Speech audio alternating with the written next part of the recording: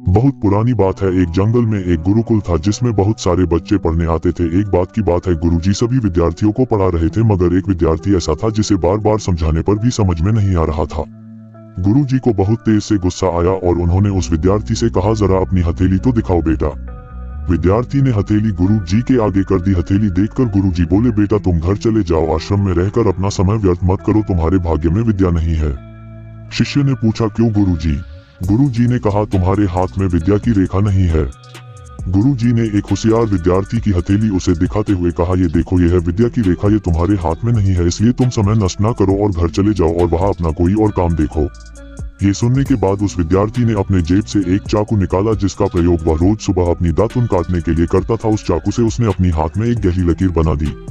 हाथ में खून बहने लगा। तब वह गुरुजी से बोला, मैंने अपने हाथ में विद्या की रेखा बना ली है गुरुजी। ये देखकर गुरुजी द्रवित हो गए और उन्होंने उस विद्यार्थी को गले से लगा लिया। गुरुजी बोले, बेटा तुम्हें विद्या सीखने से कोई ताकत नहीं रोक सकती है। दृढ़ निश्चय और परिश्रम हाथ की रेखाओं को ही बदल देती है। दोस्तों, वह विद्यार्थी आगे चलकर महर्षि पाणिनि के नाम से प्रसिद्ध हुए, जिसने विश्व प्रसिद्ध व्याकरण अष्टाध्यायी की रचना की है। इतनी सदियां बीत जाने के बाद भी आज 2700 वर्षों बाद भी विश्व की किसी भी भाषा में ऐसा उत्कृष्ट और पूर्ण व्याख्या का ग्रंथ अब तक नहीं बना।